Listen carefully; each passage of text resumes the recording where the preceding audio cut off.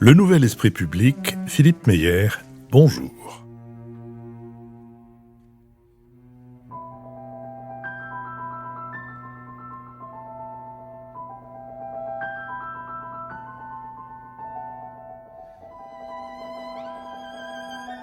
Bonjour, merci de nous avoir rejoints pour ce Nouvel Esprit Public au cours duquel nous allons tenter d'éclairer certains aspects de l'actualité. Nous le ferons avec Akram Belkaïd, journaliste au Monde diplomatique, Jean-Louis Bourlange, président de la Commission des Affaires étrangères de l'Assemblée nationale, Matthias Fekl, l'ancien ministre de l'Intérieur et avocat, et Marc-Olivier Padis, directeur des études de la Fondation Terra Nova.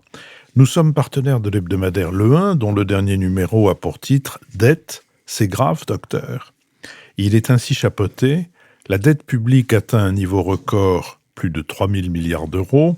Comment l'expliquer? Dans quelle mesure doit-on s'en inquiéter? Quelles recettes appliquer si nécessaire pour la résorber? Et le grand entretien avec l'historienne Lorque Nouël-Cor, qui vient de publier Le déni de la dette, une histoire française chez Flammarion, revient sur la place qu'occupe cette question dans notre société.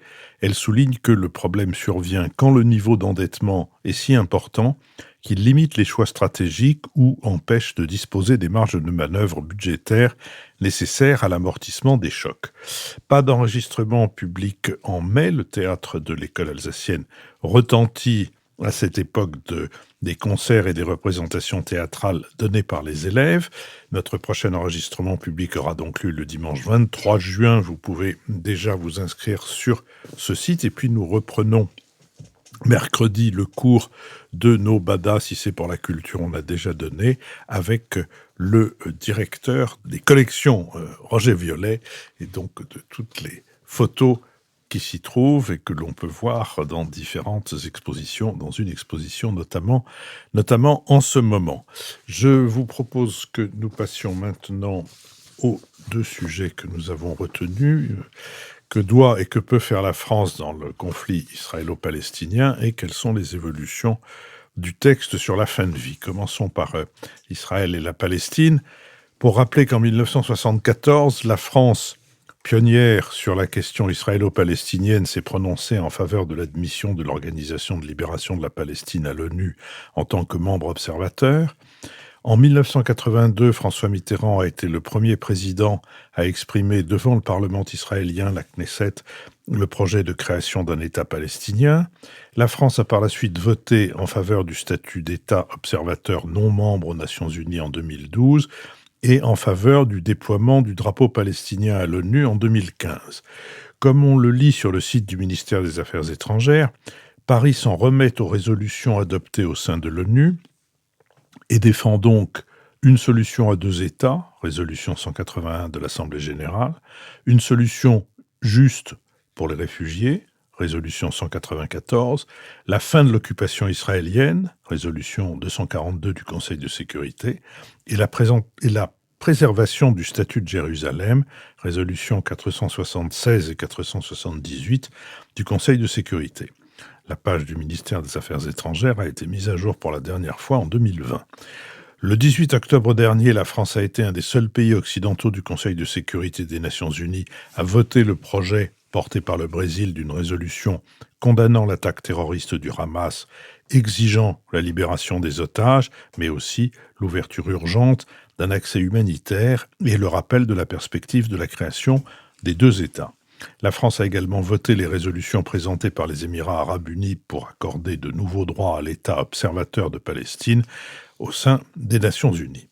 Le 21 mai, la France a apporté son soutien à la demande du procureur de la Cour pénale internationale d'un mandat d'arrêt contre le Premier ministre de l'État hébreu, Benyamin Netanyahou, et contre Yoav Gallant, son ministre de la Défense, ainsi que contre 3 dirigeants du Hamas. Cependant, je cite, « Ces demandes simultanées ne doivent pas créer d'équivalence entre le Hamas et Israël », a expliqué le ministre français des Affaires étrangères. « D'un côté, vous avez un groupe terroriste qui s'est félicité des attaques du 7 octobre, et de l'autre côté, vous avez un État démocratique qui doit respecter le droit international. » En revanche, à l'Assemblée nationale, l'initiative du député MoDem du Loiret, Richard Ramos, de transformer le groupe d'études à vocation internationale France-Palestine en groupe d'amitié, cette initiative a été rejetée le 15 mai Et si le 22 mai, la Norvège, l'Irlande et l'Espagne ont reconnu l'État palestinien, rejoignant les 139 pays qui l'ont déjà fait sur les 193 que compte l'ONU, la France a refusé de se joindre à ce mouvement.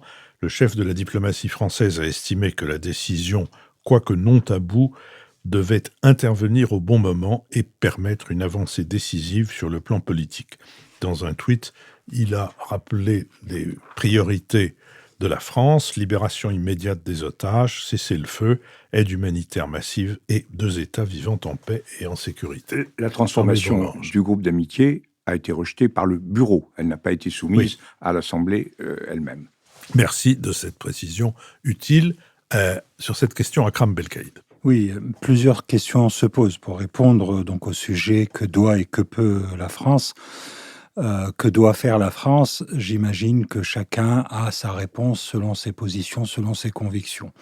Ce qui est certain, c'est que depuis le début, depuis le 7 octobre dernier, on a une espèce de position d'équilibriste du gouvernement français et de la présidence française, avec parfois des positions qui ont beaucoup étonné. Je cite par exemple le moment où monsieur Emmanuel Macron a suggéré l'idée d'une alliance, d'une coalition contre le Hamas, qui a vite disparu des radars. On a vu ensuite M. Macron se durcir un peu le ton en estimant que Rafah était une ligne rouge. Autrement dit, toute attaque israélienne contre Rafah serait considérée par la France et sa diplomatie comme étant une faute, une erreur.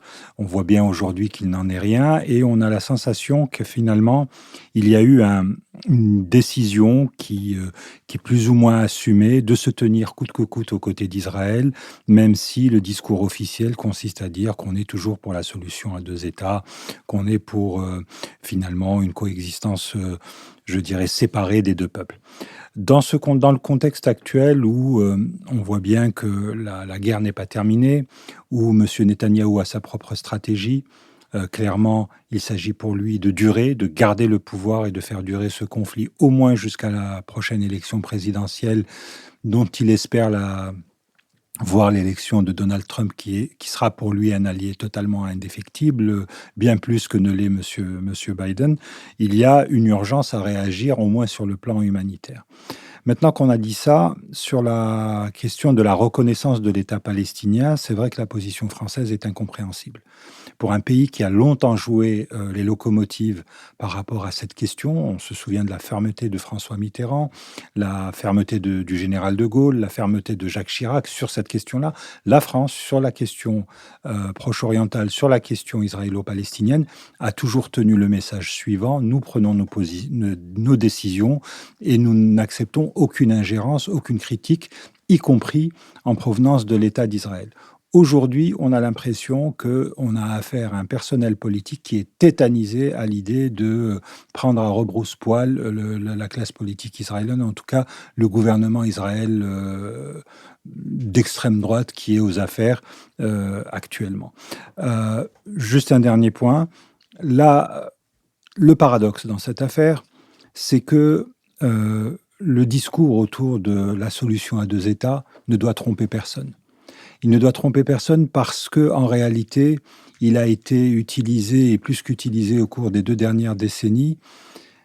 En réalité, il n'a fait que permettre de gagner du temps. Quand on regarde l'évolution sur le terrain, on voit que la situation des Palestiniens n'a jamais cessé de se dégrader. On voit que le nombre de colonies et le nombre de colons en Cisjordanie a atteint des sommets, a été multiplié par 4 en au moins 2 décennies. Et on se retrouve avec une situation où, même si on le voulait aujourd'hui, cela paraît très difficile. Parce qu'il faut bien comprendre, il faut toujours revenir au terrain. L'État palestinien, l'État de Palestine tel qu'on en parle aujourd'hui, c'est une fragmentation. C'est un archipel, c'est des îlots palestiniens séparés les uns des autres par des checkpoints, par des colonies. Comment régler tout ça? Donc cette idée qu'il faudrait reconnaître un État palestinien et que ça permettrait finalement de tout régler, elle est trop simpliste. C'est bien plus compliqué que cela.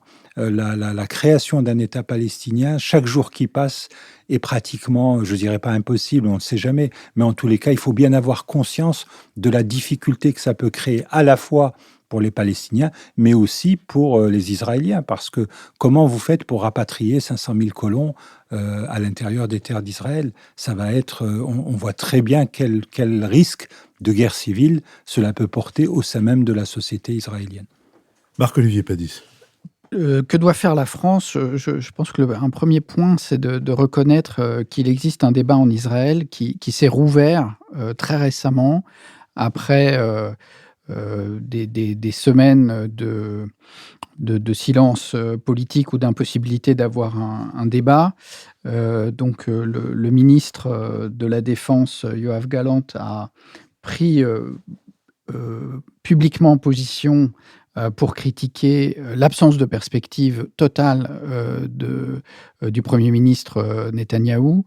Et il a repris, ce faisant, des discours qui sont présents déjà depuis le début, en réalité, dans les milieux militaires et de sécurité, qui disent qu'il n'y a pas de solution militaire à la question du Hamas. On ne peut pas éradiquer un mouvement politique et militaire terroriste avec une action militaire de cette nature, et de fait, l'armée israélienne n'y parvient pas. Et donc, la question qui est posée, c'est quelle est la perspective politique au-delà de l'intervention militaire? Et la proposition de Benjamin Netanyahou est tout à fait vague et insuffisante, de dire l'action militaire se poursuivra autant que de besoin, sans limitation de temps. Donc, il n'ouvre absolument aucune perspective.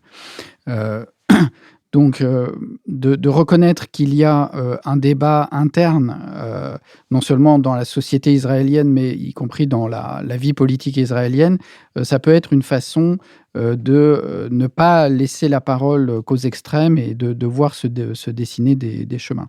Sur la question de la reconnaissance, effectivement, la position française, c'est de garder en réserve cette reconnaissance dans le cadre d'un accord plus large, d'une perspective politique, dans un processus à un moment utile. Ça peut tout à fait se comprendre. Après, il y a la question effectivement posée par Akram. Une fois qu'on a dit il faut 2 États, on ne sait pas bien quel est le chemin pour parvenir à la constitution de la Palestine, alors que effectivement, les Israéliens, en laissant faire les colonies, en laissant entendre, c'était la ligne politique de Netanyahou, c'était de dire on n'a pas d'interlocuteur. Donc, en déniant toute possibilité de dialogue, a quand même beaucoup compliqué les choses. Donc, comment constituer un État palestinien? Aujourd'hui, on voit bien qu'il y a 3 perspectives, c'est difficile de dire mieux, qui peuvent se dessiner pour Gaza. C'est soit la perspective de Netanyahou, c'est-à-dire on continue l'action militaire de façon indéterminée, et donc là, on ne voit pas du tout où on va. La deuxième, c'est de faire ce que les Israéliens ont déjà fait, c'est-à-dire c'est se retirer à un moment. Alors là, ils remodèlent le territoire pour laisser la bordure libre, pour avoir un axe de pénétration au centre, etc. Mais s'ils se retirent, ce sera le chaos, et ça n'a pas de perspective. La troisième hypothèse, c'est de rétablir une autorité palestinienne sur ce territoire. Mais on ne voit pas bien comment faire. Le président de la République française semble donner des signes en disant à Mahmoud Abbas il faut réformer l'autorité palestinienne, donc le côté Cisjordanie. Mais comme l'a dit Akram, effectivement, on a affaire à un archipel. Et donc, dire aujourd'hui il faut une seule autorité en Cisjordanie et à Gaza, on voit mal comment ça pourrait se faire. Un dernier mot là-dessus, c'est que le premier contributeur international sur l'aide humanitaire et le financement du développement des territoires palestiniens, c'est l'Union européenne. Et moi, je vois mal comment, avec le niveau de destruction qui est aujourd'hui à Gaza, si c'est l'armée israélienne qui occupe ce territoire, je ne vois pas bien comment l'Europe pourrait financer un territoire occupé militairement. Et donc, il y a aussi cette question du financement qui va être posée. Matthias Feckel. La situation actuelle crée une émotion qui a envahi l'ensemble de l'espace public, et pour des raisons bien compréhensibles. Avec d'un côté les otages, toujours détenus, et dont on ne rappellera jamais assez à quel point leur libération est absolument indispensable. Je pense que la première chose, c'est de rappeler cela. Les choses ont commencé le 7 octobre, et parmi les otages, des femmes, des enfants, des bébés, dont on ignore tout du sort. Et de l'autre côté, la situation humanitaire absolument désastreuse à Gaza, les violences insupportables et insoutenables, et là aussi, parmi les victimes, des femmes, des enfants, des bébés. Ce que doit faire la France, c'est au-delà de l'émotion qui, encore une fois, pour des raisons tout à fait normales et maintenant omniprésentes, essayer de trouver, si c'est encore possible, une voie qui soit fondée sur la raison. Et quand on regarde la situation de la manière aussi objective qu'il est possible, il faut quand même d'abord voir que depuis des années, une partie de l'extrême droite israélienne et une partie du Hamas sont en réalité des complices, au moins de manière objective. C'est-à-dire que ce qui a conduit à cette situation aujourd'hui, c'est que les uns s'appuyaient sur les autres et les autres s'appuyaient sur les uns pour créer une situation qui est aujourd'hui totalement inextricable et imbriquée de manière qui semble insoluble. Alors, vraisemblablement, ces complices et alliés objectifs ne pensaient pas que les choses déboucheraient sur le 7 octobre et sur ce massacre, ce pogrom. Moi, je reprends ce mot parce que je pense que c'en est un. Donc, la situation, même si c'est un peu incantatoire de le dire comme ça, c'est d'abord une solution politique. Et comment trouver des deux côtés, les femmes, les hommes de paix, qui acceptent de dialoguer et de trouver une voie autre que celle de l'entêtement dans la violence. Alors, pour pas être incantatoire, justement, je crois qu'il faut, et c'est le rôle de la France, il me semble que c'est plutôt la tentative aujourd'hui de notre diplomatie, d'essayer de prendre des points d'appui concrets. La reconnaissance de l'État palestinien telle qu'elle est faite aujourd'hui par un certain nombre de partenaires européens, moi je comprends absolument le principe, mais elle ne règle en soi rien.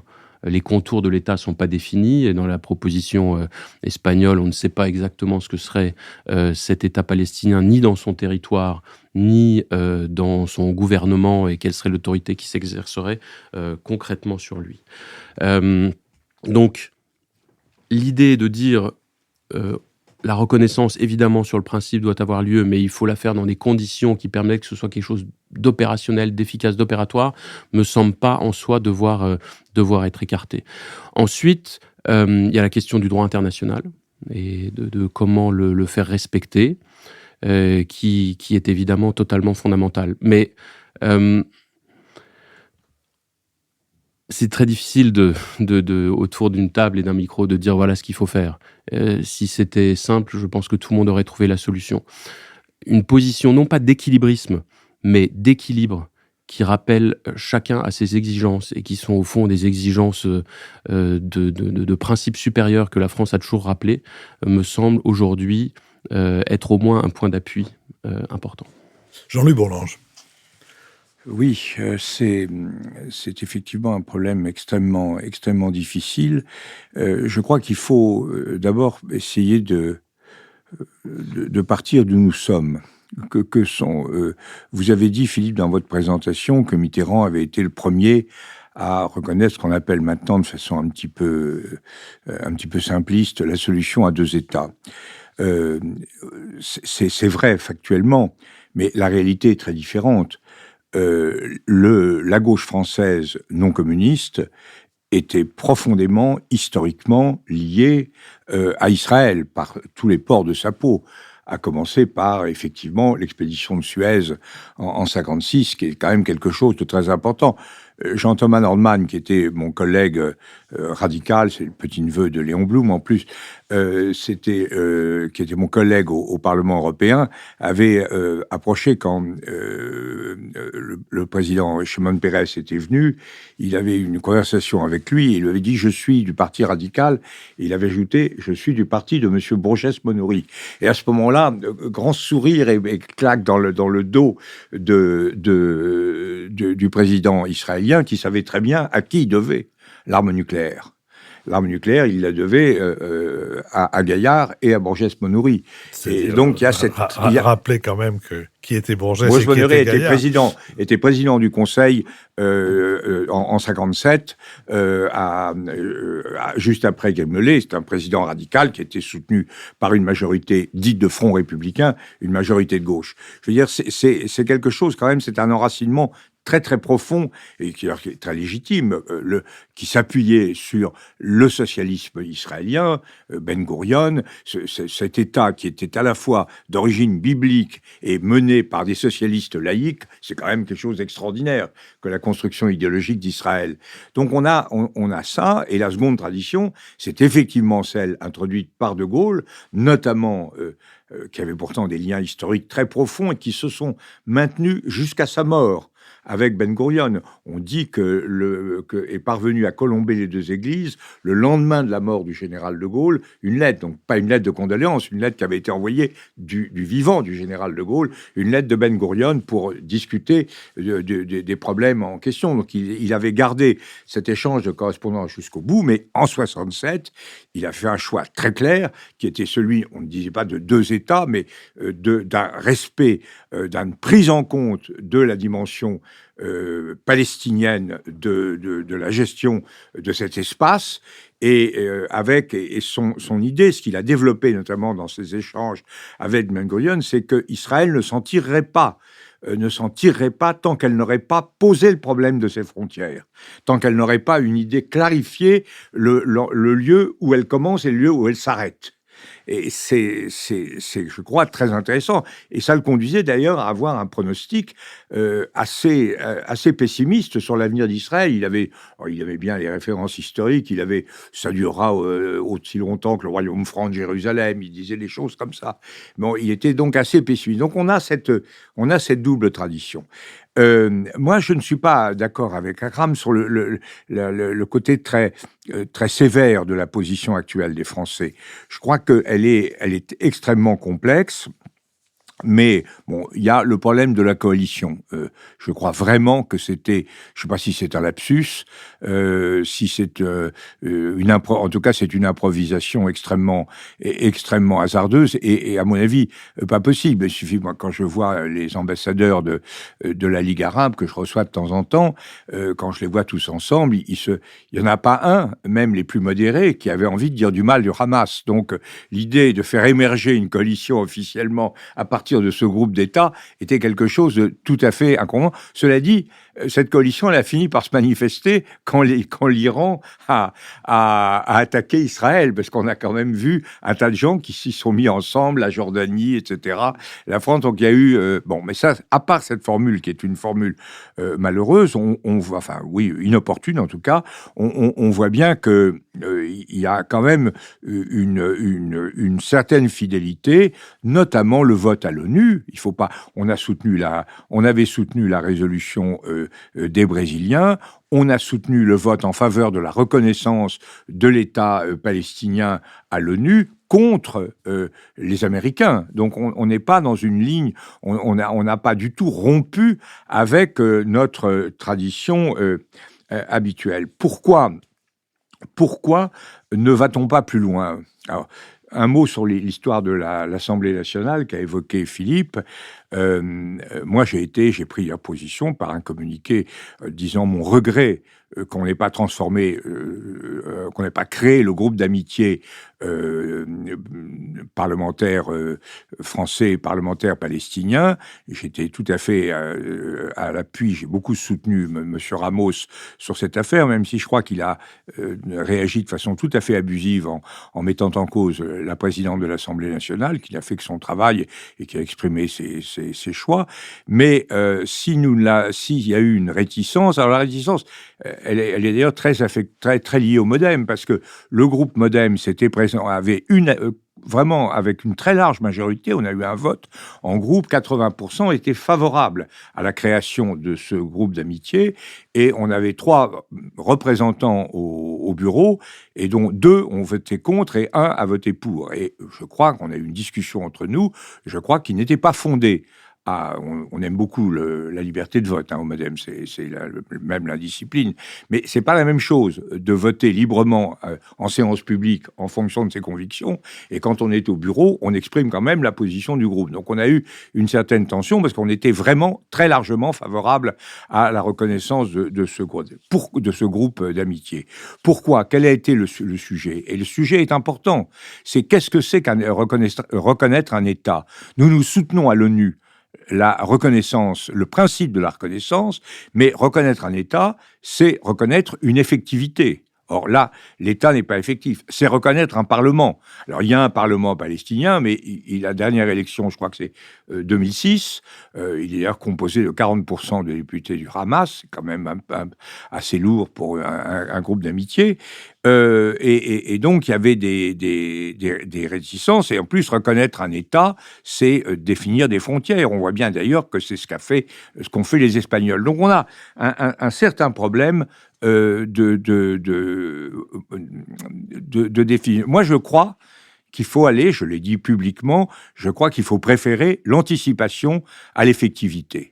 Je crois que, évidemment, c'est pas une solution clé en main, mais je crois que le problème de l'État palestinien, c'est d'abord la mise en œuvre d'un processus. Un processus qui reconnaît la dualité des entités légitimes sur le territoire de Palestine. Ensuite, il faudra construire. Mais le principe d'une dualité d'autorité légitime, c'est le premier pas. Et il me semble que la reconnaissance de l'État, une reconnaissance donc qui est un mouvement d'anticipation, comme le font un certain nombre de pays, et là, nous sommes en retard. De Gaulle était en avance par rapport sur cette question-là, et là, on est en retard derrière l'Irlande, l'Espagne, etc., et c'est un peu ennuyeux. Pourquoi ? Alors, les deux choses qu'il faut dire, on a un problème de politique intérieure, et un problème de politique européenne. Sur le plan intérieur, c'est vrai, notamment sous l'effet de la croisade mélenchoniste, qui est une croisade sécessionniste, il faut le reconnaître, en disant je mobilise tous ceux qui sont contre l'État d'Israël, ça conduit à des débordements antisémites absolument évidents, pas simplement antisionistes, et là, il y a une profonde réaction de l'opinion, notamment de l'opinion modérée, en disant on ne peut pas cautionner cette dérive. Alors il y a donc une sorte de contradiction entre une demande de politique intérieure, qui est une demande légitime de condamnation et de condamnation de l'antisémitisme et de profonde indignation par les excès des amis de M. Mélenchon, et d'autre part l'option de politique internationale. Et deuxièmement, Philippe, nous étions ensemble en Allemagne avec le président de la République il y a quelques jours. Ce qui est frappant, c'est le problème allemand. C'est-à-dire que les Allemands sont totalement fixés, pour des raisons qu'on comprend très bien, sur un soutien absolu à Israël. Or là, le problème de la France, c'est qu'elle, même si elle a pesé très lourd, elle pèse moins lourd aujourd'hui, elle ne peut pas peser seule dans ce débat.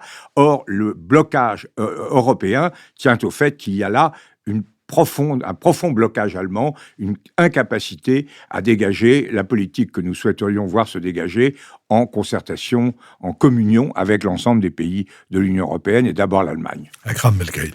Oui, vous disiez, Philippe, tout à l'heure, vous donniez le nombre de pays qui ont reconnu l'État de Palestine, auquel il faut rajouter désormais la Slovénie, puisque la Slovénie aussi est en Europe. Et j'ai été assez étonné d'entendre le ministre des Affaires étrangères critiquer cette reconnaissance en disant ces pays prennent des positions politiques. Enfin, oui, on fait de la politique. Qu'est-ce qu'on veut faire ?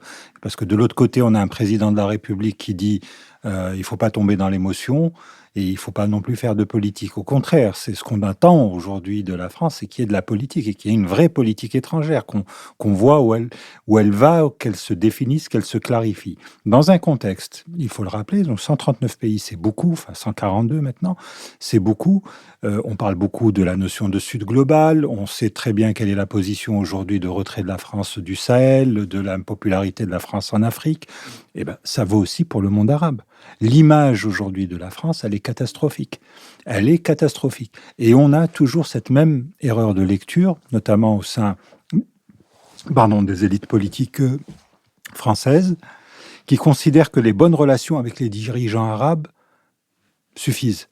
Oui, vous pouvez avoir de bonnes relations avec le prince héritier d'Arabie Saoudite, mais ça ne veut pas dire que les Saoudiens ont une image positive de la France. Et donc, ça donne une situation où, à mon avis, l'image hexagonale est en train de se détériorer dans le monde arabe, et ça aura des conséquences. Oui, Jean-Louis Bourlanges. je crois que la remarque sur technique et politique est un peu paradoxale de la part de notre ministre, parce que précisément, on a pris une position politique en soutenant le principe de la reconnaissance de l'État palestinien à l'ONU, et le ministre a expliqué par ailleurs qu'on ne pouvait pas reconnaître effectivement par ce processus bilatéral, qui est un processus de reconnaissance, parce que techniquement, c'était pas au point, qu'on n'avait pas de frontières, qu'on n'avait pas un État, qu'on n'avait pas de Parlement, etc.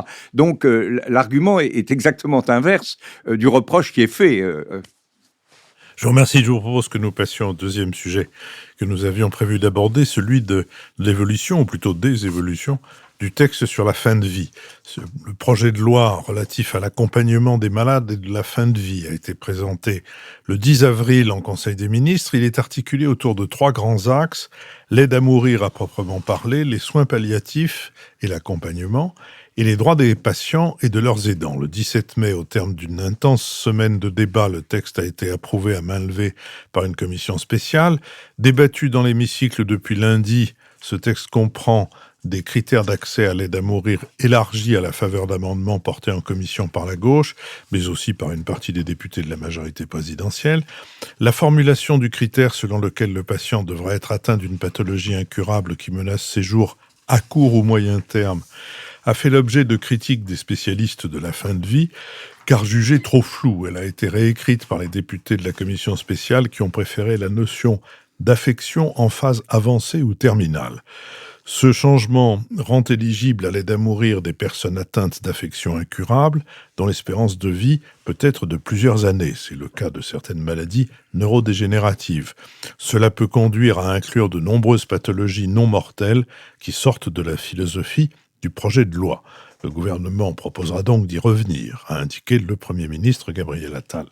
En revanche, les 4 autres critères encadrant le droit à l'aide à mourir demeurent inchangés. Il faut être majeur, résider en France ou être de nationalité française, être capable d'exprimer ses dernières volontés avec discernement et souffrir de douleurs insupportables ou réfractaires au traitement. Sur l'autre volet du projet de loi, qui prévoit le développement des soins palliatifs, le gouvernement s'est voulu rassurant. La ministre de la Santé, Catherine Vautrin, a rappelé qu'1,1 milliard d'euros supplémentaires sur 10 ans seront consacrés au secteur, financé à hauteur de 1,6 milliard. Plusieurs sondages décrivent des Français majoritairement favorables à la légalisation d'une forme d'aide à mourir. L'Association pour le droit de mourir dans la dignité a salué l'avènement du projet de loi, la gauche également, ainsi que la majorité des députés macronistes. Le monde médical est divisé. Plusieurs associations de soignants se déclarent contre le texte et les opposants aux projets les plus virulents demeurent les équipes de soins palliatifs. Les évêques français se sont prononcés contre le projet. Compte tenu de la sensibilité du sujet, tous les groupes de l'Assemblée nationale laisseront à leurs membres la liberté de vote. Le Parti socialiste, les écologistes et les insoumis ont annoncé leur volonté de poursuivre l'assouplissement du texte au cours des débats qui doivent durer 15 jours au Palais Bourbon. La procédure d'urgence n'ayant pas été demandée, les allers-retours entre députés et sénateurs peuvent durer plusieurs mois. Sur cette question, Marc-Olivier Padis. Oui, en effet, on n'est qu'au milieu d'un processus puisque le texte devrait arriver au Sénat qu'à l'automne et ensuite retourner à l'Assemblée. Et il est prévu qu'il y ait plusieurs allers-retours pour que tout le monde ait le temps de débattre. Et donc, on n'est pas au terme de cette discussion. Je crois que au-delà des rappels que vous avez déjà faits dans votre présentation, Philippe, on peut dire qu'il y a un consensus depuis plusieurs mois, depuis le rapport de la Commission consultative nationale d'éthique, pour dire que la situation actuelle ne convient plus et doit évoluer parce qu'un certain nombre de situations ne sont pas couvertes par les textes de loi. Deuxièmement, je le redis, ça va un peu de soi, mais comme c'est un débat extrêmement sensible, il faut quand même le répéter, personne ne défend l'idée d'un droit inconditionnel à l'euthanasie. On parle ici de toutes les conditions d'encadrement qui doivent être extrêmement précises.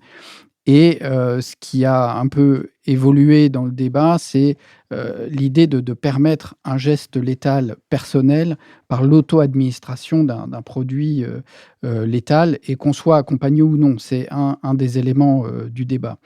Alors, le texte, donc la commission spéciale des députés a fait bouger le texte et il y a un certain nombre de sujets qui font discussion aujourd'hui et je crois que c'est sur cela qu'on peut se concentrer. En ayant en tête, on dit en fait rarement qu'on parle quand même d'un nombre de cas extrêmement limité. C'est-à-dire que si on s'en tient au périmètre le plus étroit prévu par le texte du gouvernement, on devrait, c'est difficile à dire, il ne faut pas le prendre à la virgule, mais c'est en gros 1% des décès par an. Et si on élargit au maximum ce que demandent les associations favorables au droit à une fin de vie dans la dignité, on arrive peut-être à 3 ou 4% des décès par an si on compare à ce qui se passe chez nos voisins européens. Donc il faut aussi avoir un peu cet ordre de grandeur en tête. Alors il y a plusieurs questions. D'abord, cette question du court ou moyen terme, qu'est-ce que ça veut dire ? Ça veut dire qu'aujourd'hui, on ne peut intervenir que pour des patients qui sont lucides, c'est la question du discernement, on y reviendra, mais qui sont atteints d'une maladie incurable et qui souffrent de souffrances qu'on ne peut pas soulager. Et donc, le texte de loi prévoit qu'en même temps, la perspective du décès est à court ou au moyen terme. Qu'est-ce que ça veut dire, court ou moyen terme ? Aujourd'hui, dans le texte de loi, enfin tel qui s'applique, c'était uniquement à court terme qu'on pouvait proposer une sédation profonde et continue jusqu'au décès de la personne. Et le court terme s'entend dans la jurisprudence par quelques heures ou quelques jours. Et moyen terme, il semble, d'après ce que dit la Haute Autorité de Santé, il faudrait le comprendre comme quelques semaines à quelques mois.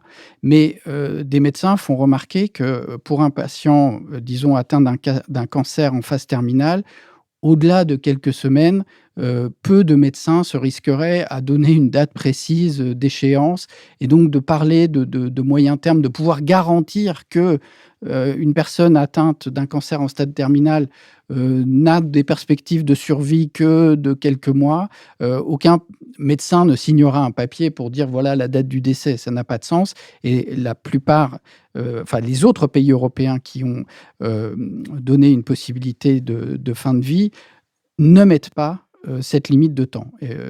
Simplement, voilà, c'est une maladie incurable avec une souffrance réfractaire et la volonté fermement déclarée par la personne. C'est les conditions essentielles. Après, il y a la question du discernement. Elle est évidente, il faut que ce soit une demande lucide de la personne, mais ça pose la question des directives anticipées. On peut déjà, dans la loi Claes-Leonetti, faire des déclarations de directives anticipées par écrit. Et là, ça pose la question pour les personnes qui sont atteintes de maladies dégénératives, finalement, qui perdent leur lucidité. Et donc, est-ce qu'il faut considérer ces directives anticipées comme opposables, dans le fond, ou est-ce que le fait qu'elles ne soient plus lucides à partir dans leur situation leur retire ce qu'elles ont pourtant fermement écrit auparavant ? C'est un débat difficile qui n'est pas tranché. Et donc, c'est en fait essentiellement sur ces deux points que les députés débattent, étant donné qu'on a laissé de côté la question des mineurs, qui était aussi une question difficile, et la question des souffrances psychiques, apparemment, n'est pas revenue dans le débat. Akram Belkaïd. Oui, on touche là à une question très délicate qui touche à l'intime, à la conviction, parfois à la foi. Au Monde diplomatique, on a eu une réunion de rédaction il y a quelques mois, à la rentrée dernière, en septembre dernier, parce que nous avons publié une double page sur la question. Et les échanges étaient assez intéressant et très instructif dans la mesure où on voit bien que c'est une question qui va au-delà des convictions politiques, du positionnement des uns et des autres. On avait publié le témoignage d'une personne qui souhaitait partir et qui, depuis, s'en est allé. Il a été obligé d'aller en Belgique pour le faire, si mes souvenirs sont bons.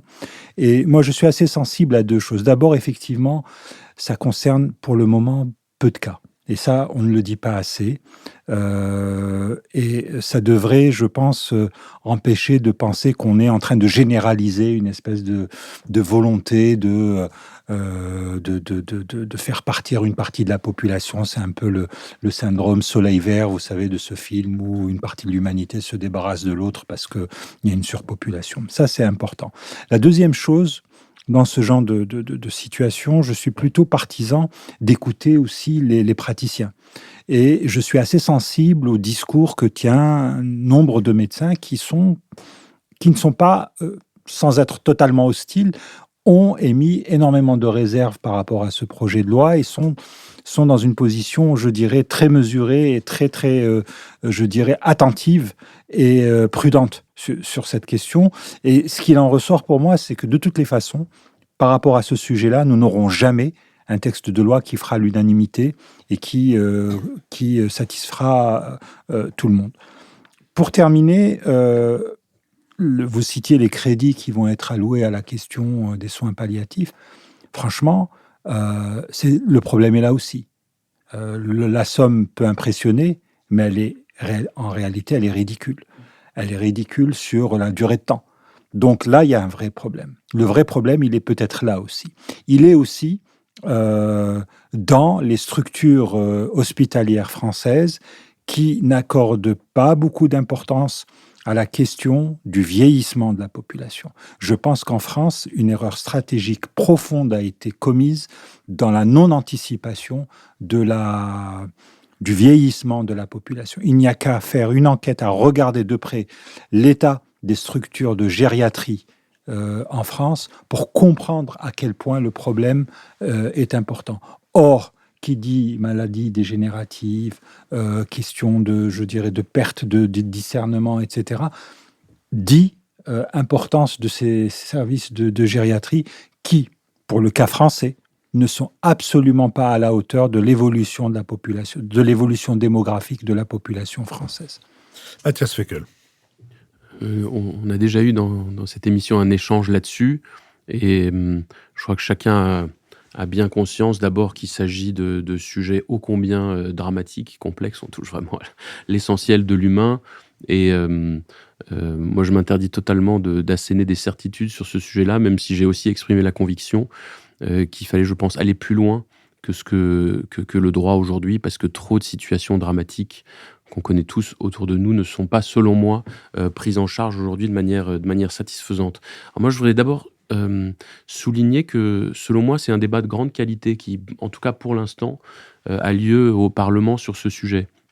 Il y a eu d'abord des années de travail, de rapports depuis très longtemps, et puis il y a eu cette convention citoyenne, et maintenant le débat au Parlement. Il me semble globalement, on a un législateur avec nous qui confirmera ou non, mais qu'on réussit à quelques exceptions près d'être dans des postures et que chacun est bien conscient de la gravité de tout cela, avec en plus du coup le corollaire qui est globalement la liberté de vote de chacun. J'ai pas l'impression que les groupes vont s'autoriser là-dessus à donner des directives de vote, ce qui serait absurde, parce que sur un sujet comme ça, plus encore que sur beaucoup d'autres, les parlementaires doivent être libres. Alors, il me semble que le critère essentiel doit être, même si après, quand on rentre dans le concret, c'est très difficile, de garantir qu'il s'agit bien d'un choix libre, individuel, totalement assumé de la personne en cause. Ça, c'est le principe. Et il faut qu'on soit certain que la volonté a été exprimée sans ambiguïté. Ensuite, la difficulté se pose effectivement de savoir si au moment de passer à l'acte, cette volonté est encore là ou pas, si elle a changé. Il peut y avoir des situations où vous êtes dans le coma, où vous êtes tellement handicapé que vous ne pouvez plus rien exprimer de manière totalement claire, où le sujet peut se poser. Est-ce que quand vous êtes vraiment dans cette situation, vous avez encore l'envie concrète qu'on mette fin à vos jours, que vous aviez de manière un peu théorique ou anticipée. Mais en tout cas, le critère, selon moi, c'est celui-là, d'où l'importance de la question des directives anticipées qui existent déjà, d'où la difficulté autour de la lucidité et de la perte de lucidité partielle ou totale. En tout cas, pour l'instant, il me semble que, encore une fois, le débat législatif est bon. Il me semble aussi que la société française est prête quand même, est extrêmement mûre sur ce sujet parce que voilà, tout le monde connaît des situations absolument désastreuses qui aujourd'hui ne sont pas prises en charge. Un dernier point simplement sur les soins palliatifs. Parce que vraisemblablement, un certain nombre de personnes pourraient être poussées aussi à l'extrémité de dire je veux en finir parce que la souffrance, la douleur sont insupportables. La question des soins palliatifs, elle est évidemment totalement déterminante. Je ne pense pas qu'il faille opposer la question de la fin de vie et de la possibilité de la mort volontaire et la question des soins palliatifs. On a énormément de retard, même s'il y a des endroits incroyables, hein, comme la maison Jeanne Garnier à Paris, quelques autres endroits en France, qui sont des endroits de très très grande humanité. Mais le développement de cela me semble aussi totalement déterminant. En tout cas, ce qu'il faut éviter, c'est la bureaucratisation du processus.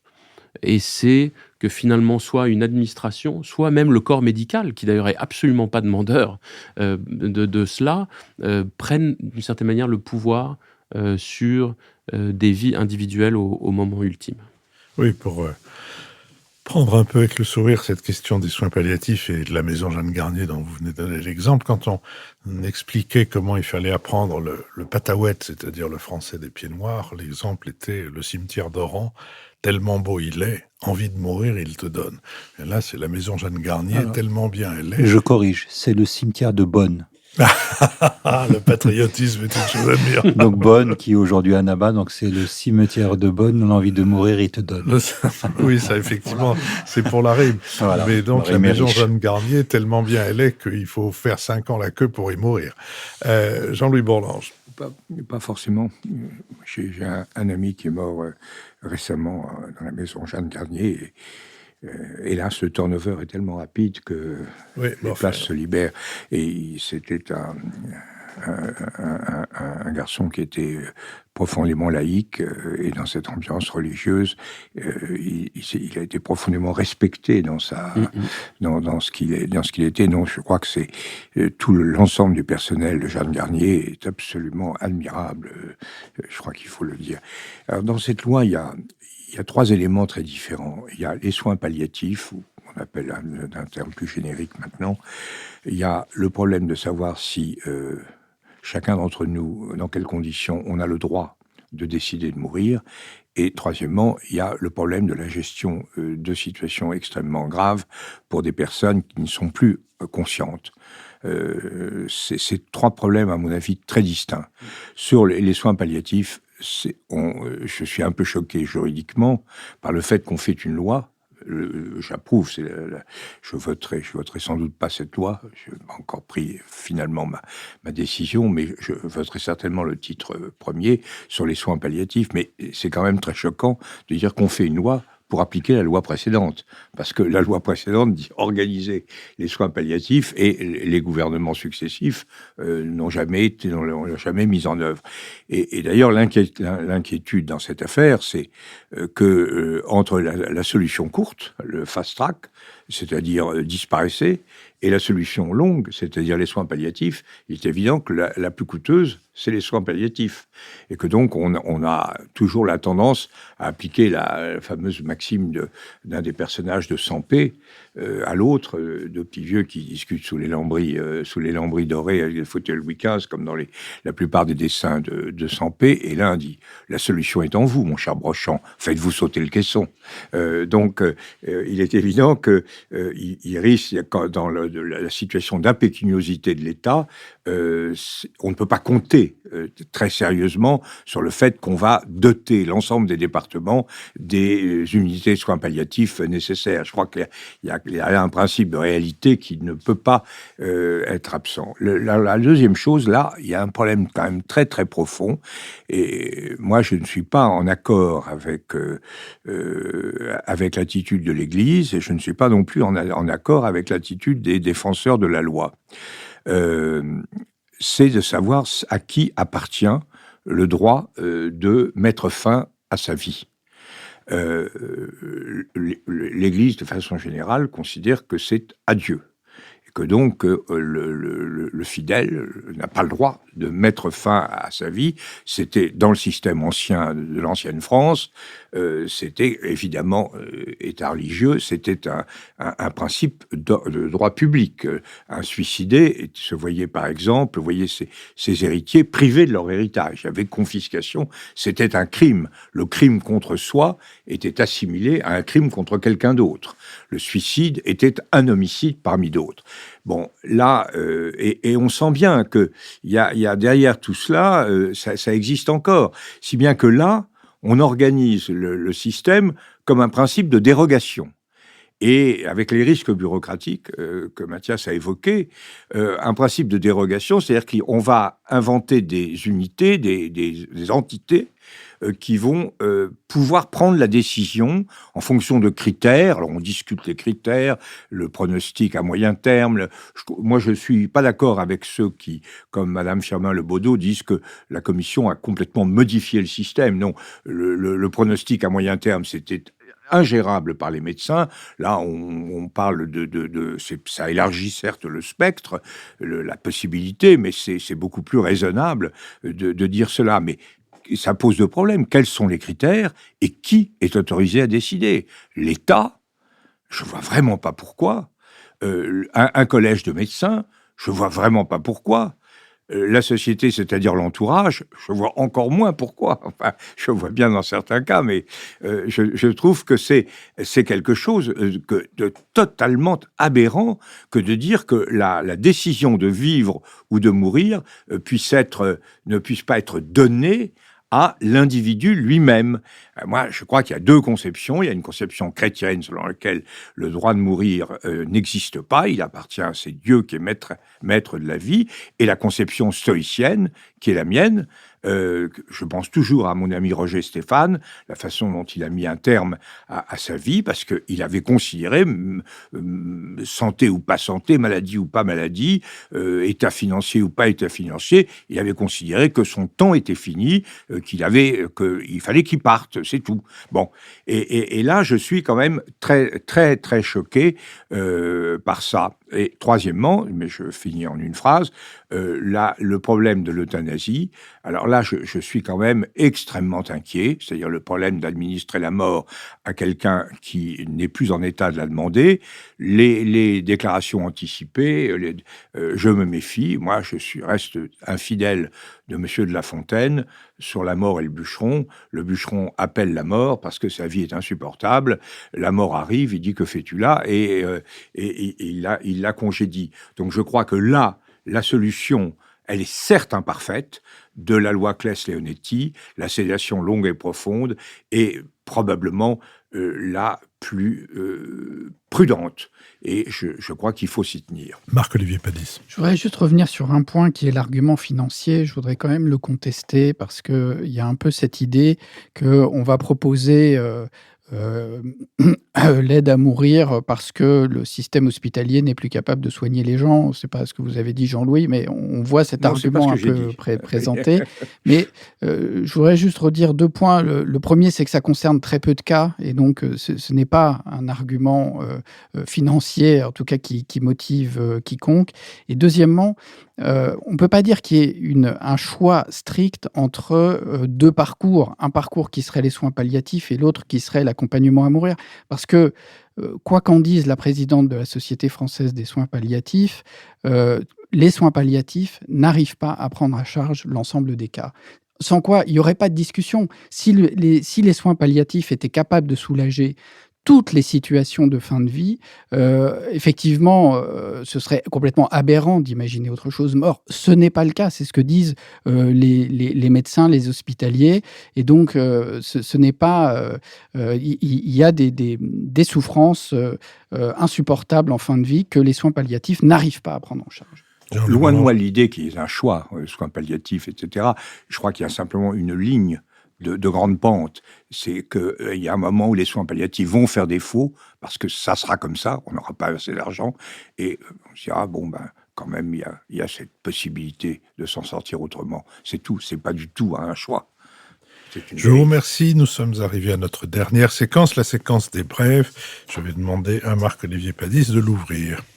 Je voudrais saluer la naissance d'une nouvelle revue. C'est toujours quelque chose d'intéressant. Et donc là, c'est la Fondation nationale des sciences politiques qui lance une revue qui s'appelle Comprendre son temps. Le numéro 1 est consacré à l'Europe, évidemment, dans le contexte. Et donc, c'est un bel objet qui a ce thème, qui aura à chaque fois un thème dominant, si je comprends bien. Cette fois-ci, pour le numéro 1, c'est sur l'Europe. Il y a différents formats, des entretiens, des interviews. Il y a un échange très intéressant entre Sylvain Kahn et Zaki Laïdi, qui est aujourd'hui conseiller de Josep Borrell, donc l'action extérieure de l'Union européenne. Il y a aussi des articles, des portraits. Donc, et évidemment, ce sont des chercheurs qui écrivent ici pour s'adresser à un public plus large. Donc, c'est tout à fait utile. Donc, je rappelle, ça s'appelle « Comprendre son temps ». Akram Belkaïd. Oui, alors je voudrais vous parler d'un roman graphique qui s'appelle Rouama. Alors Rouama en algérien, ça veut dire, c'est le pluriel de Roumi, c'est-à-dire les Européens, les étrangers, les Français, et ça désigne les habitants d'un immeuble particulier sur les hauteurs d'Alger, qui est au cœur de la cité sportive, une cité sportive où il y a pas mal d'œuvres de Niemeyer, le célèbre architecte brésilien. Et c'est un bâtiment où cohabitent des Algériens et aussi des représentants des pays frères, comme on les appelait à l'époque, des conseillers d'Europe de l'Est pour le sport. Et au fil des années, ce que raconte ce roman graphique de Salim Zerouki, c'est la dégradation progressive de cet immeuble qui va de pair avec, je dirais, la dérive de l'État algérien indépendant. Et ça raconte très bien ce qu'ont été les années 70, avec leur lot d'espérance, d'attente, mais aussi d'autoritarisme. Et pour finalement se terminer avec la décennie des années 80, l'émergence de l'islamisme et ce qui a conduit le pays dans la guerre civile. Ça aurait pu s'appeler Une enfance algérienne, ça s'appelle Rouama. Et c'est chez Dargaud. Et rapidement, juste une petite signaler que cette semaine va ressortir sur les écrans 25 ans après sa sortie, c'était en 1998, le film de Spielberg, Il faut sauver le soldat Ryan. Donc, on va beaucoup parler du débarquement. Donc, c'est un film. Alors, certes, il ne s'agit pas de glorifier la guerre, mais les 20 premières minutes, celles du débarquement, c'est une performance cinématographique vraiment rare et assez exceptionnelle. Bon, petit bémol, comme d'habitude, Spielberg en profite pour égratigner les Français, mais ça, on a l'habitude. Mais c'est un film vraiment à voir en grand écran. Mathias Feckel. Moi, je veux parler d'une initiative qui n'est pas récente, mais qui me semble actuelle. C'est l'Académie Barenboim-Saïd, qui fait le lien avec le premier sujet de cette émission, donc qui a été fondée par le chef d'orchestre Daniel Barenboim et le penseur Édouard Saïd, dans la continuité d'un orchestre qu'ils avaient fondé en 1999, un orchestre israélo-arabe, arabo-israélien, peu importe le sens. Et en 2015, ils ont poursuivi ça par une académie qui a pour objet de former la culture, la philosophie, l'histoire, les arts, avec toujours cette conviction qui est que peut-être la solution au Proche-Orient doit bien sûr être politique, mais peut-être commencera en réalité par les sociétés civiles et par le monde intellectuel et de la culture. Ça paraît un peu naïf aujourd'hui peut-être de reparler de cette initiative, mais elle me semble d'abord magnifique, toujours d'actualité. Et donc, allez voir ce site et les différentes actions qui s'y trouvent. Jean-Louis Bourlange. Oui, donc en marge des élections européennes, je crois qu'on ne va pas il y en a qui sont un peu lassés des débats européens. Il y a quand même, je voudrais recommander deux ouvrages très différents.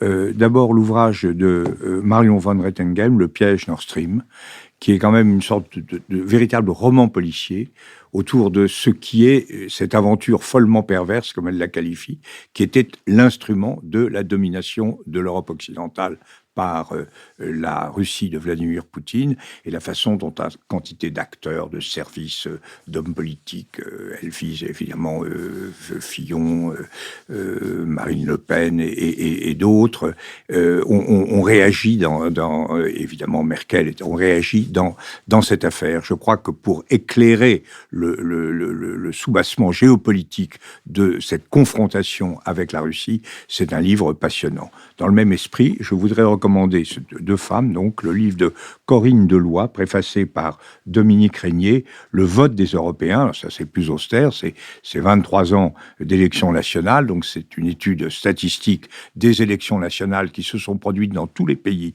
de l'Union européenne, les principaux pays de l'Union européenne, et ça permet effectivement de voir quelque chose de tout à fait fascinant et qui est au cœur du débat actuel, c'est-à-dire la combinaison d'une montée assez forte du populisme en même temps